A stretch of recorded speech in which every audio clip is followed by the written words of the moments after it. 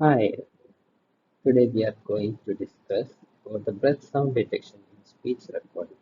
This work has been done at the Department of Electrical Engineering, IIT Kharagpur. So let's go through the block diagram. So imagine we have a speech signal. We apply the speech signal to a voice activity detector, which is used for detecting the non-voice region. So in order to avoid, in order to improve the time, we are only taking only those non-voice regions which are greater than the frame length. So here the frame length has been taken as 100 milliseconds. Now, once we get a non-voice region which is greater than the frame length, we frame the speech in the non-voice region into small frames. Now, uh, for each of these frames, we find out the MEL spectrogram, and this MEL spectrogram is applied to the deep neural network as the input, and the corresponding output is taken whether it detects whether a particular speech frame is breath or not. For the deep neural network, we have tried multiple networks. We have used the BiLSTM, we have used the CNN10, CNN and also self-supervised network. Now, there are chances where we get misclassifications or errors in the classification. In order to avoid those classifications, we are applying some heuristics. Now, we have a non-voice region. For each of the piece we are doing the detection.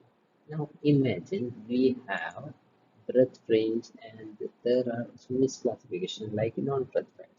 So, in order to avoid those things, what we do is we take the detection from the first breath frame detected to the last breath frame detected as the entire breath frame because breath frames are continuous.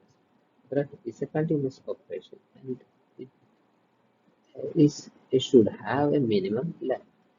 So, in order to avoid this misclassification on breath, we are doing that and we get an entirely breath frame.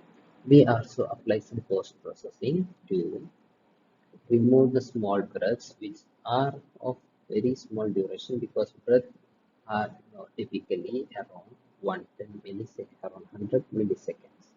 And we also join those breaths which are very close together because we take breath within some interval and not very close. Now let's apply this algorithm on one of the audio signal. So here we have taken the introduction to deep learning course by Andrew and we take the welcome video and we analyze a part. Hello and welcome. As you probably know, deep learning has already transformed traditional internet businesses like web search and advertising. But deep learning is also enabling brand new products and businesses and ways of helping people to be created. Everything ranging from better healthcare, where deep learning is getting really good at reading X-ray images, to delivering personalized education, to precision agriculture, to even self-driving cars, and many others. If you want to learn the tools of deep learning and be able to apply them to build these amazing things, I want to help you get there. When you finish this sequence of courses on Coursera called the specialization, you will be able to put deep learning. You can try yourself at the Hugging Face and the link is in the description. Thank you for watching.